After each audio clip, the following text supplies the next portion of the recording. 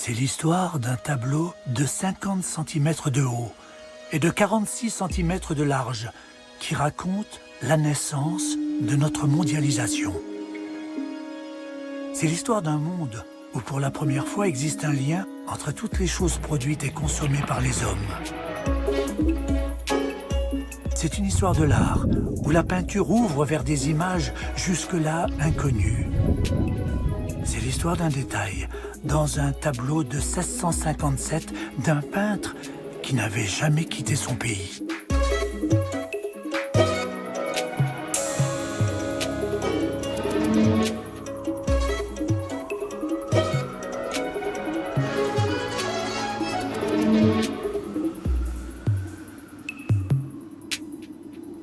À l'automne 1911, Henry Clay Frick, un riche industriel new-yorkais ayant fait fortune dans l'acier et la houille, enrichit sa collection particulière avec un tableau en apparence des plus classiques.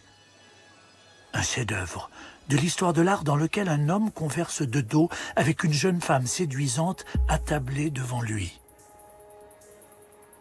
L'officier et la jeune fille riant a été peint par Johannes Vermeer en 1657. Étrangement exposé entre deux couloirs, il est l'une des attractions de l'ancienne maison d'Henry Clay Frick. Il y a pourtant dans ce tableau un élément qui perturbe immédiatement la composition, un détail dont le sens véritable n'aurait jamais échappé aux contemporains du peintre, l'immense chapeau que porte l'officier. Cette histoire est la succession des inventions, des découvertes, des rencontres, des drames et même des crimes qui ont permis de poser ce chapeau trop grand sur la tête de l'officier.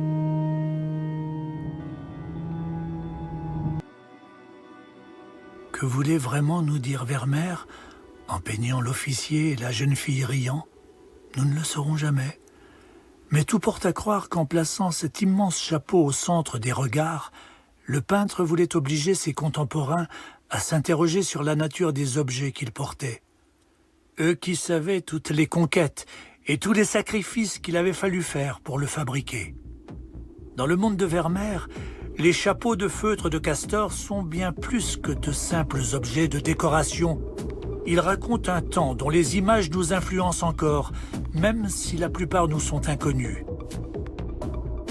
Ainsi, en 1643, les Néerlandais reçoivent, via leur colonie du Brésil, un envoyé du Sono, un royaume du Congo, un certain Don Miguel de Castro.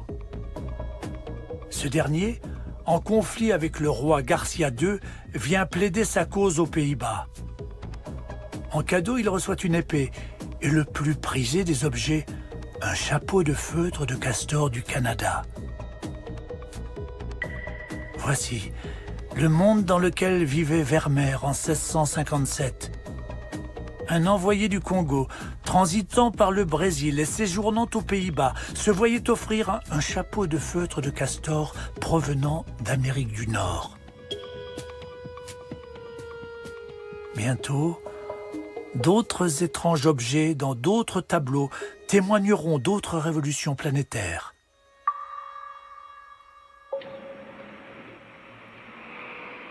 La mondialisation que nous connaissons ne date pas d'il y a 20 ou 30 ans, mais prend ses racines au milieu du XVIIe siècle, sous la férule des marchands d'un petit pays de l'Europe du Nord.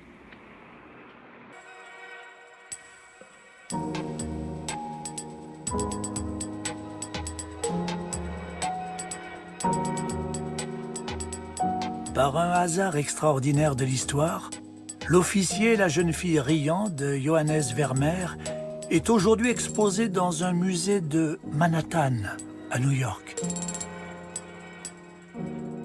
Soit à l'endroit même où 400 ans plus tôt furent tués les castors, qui permirent de fabriquer le feutre, qui permit de fabriquer le chapeau trop grand que porte sur sa tête l'officier. Tout un monde dans un tableau de 50 cm de haut et de 46 cm de large.